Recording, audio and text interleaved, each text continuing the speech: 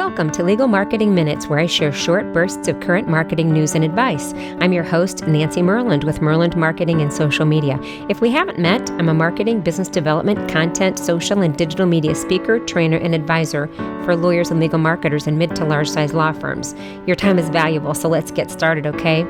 Well, we're going to have a little bit of a conversation about best lawyers and lawyers' rankings and the publications that are put out as a result of these rankings. And I say this because, and I have this in my hands, you might hear me flip a page or two as I look through this, but in my business journal, I got a copy of the 2018 Best Lawyers.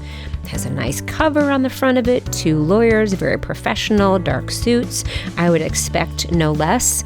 And then the article, as I open this very thin publication, is about those two lawyers. Oh, plus one more. We've added another one to the mix.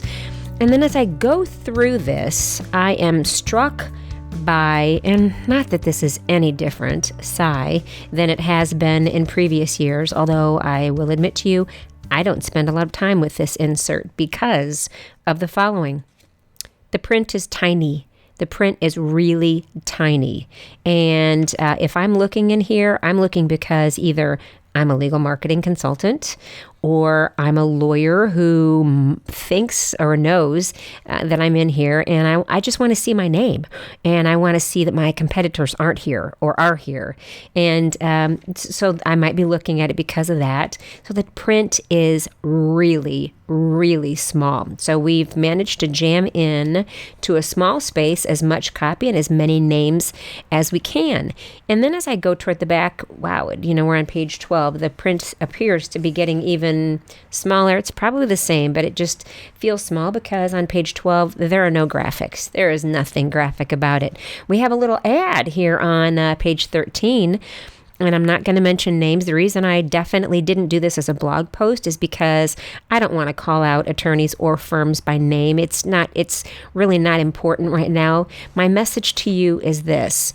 If you are offered an opportunity to spend any money to go into these inserts, then I want you to think about it for a little bit. I am back on page 15, which is the inside of the back cover.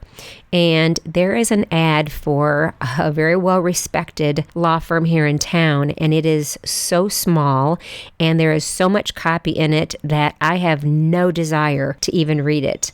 There's a nice picture of the people who are owners of the firm, partners of the firm, and we're not even putting spaces in between our paragraphs because somebody decided they had so much copy they wanted to get inside of that little tiny ad that they decided they would skip putting a line in between paragraphs. And we just thought we would jam as much as we can in there. And here is my message to you. If you want to take advantage of these, if you want to brag about them to your lawyers, if you want to put on your websites and your bios and in your conversation, however you can do it without being too self-laudatory, if you want to do that, and that's important to you, you go right ahead. I'm not here today to tell you not to do that.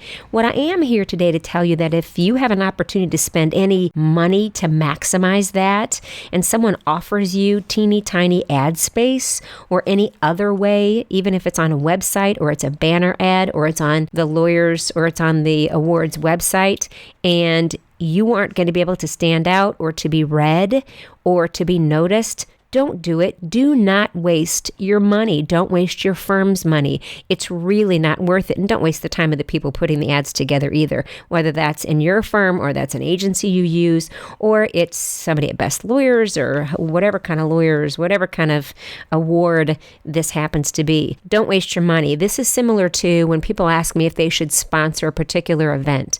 And I'll usually say, let's talk about this. Who else is sponsoring it? Can you own a category? Can you make sure that when people are sitting at a dinner eating rubber chicken, actually, sometimes it's not that bad, so maybe I exaggerate there.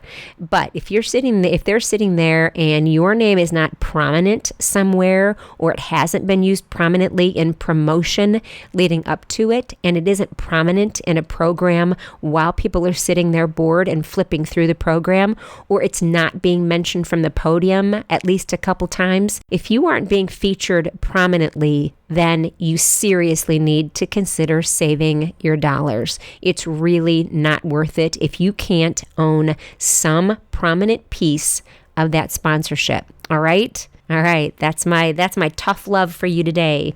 Well, that's it for today's Legal Marketing Minutes. Do me a favor and let me know your thoughts about this topic. Do you get caught sponsoring and purchasing ads like this? And do you feel like you have to? Does somebody tell you you have to, and so you do it because of that? Well, if you're listening on a platform where you can leave a comment, please do so, as I'd love to hear from you about this. If not, you can always find me on my blog at Myrland Marketing, which is MYRLAND marketing.com. Also, if you're connected to the legal profession, which I hope you are, I invite you to join my Facebook group where we discuss marketing, business development, content, social and digital media. And you can find that by going to Facebook and searching for Social Media for Lawyers and Legal Marketers with Nancy Myrland. And when you do that, just let me know that this is how you found out about the group.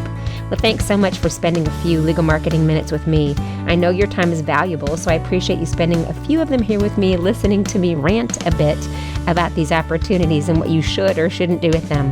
Until next time, I'm Nancy Myrland. Take care.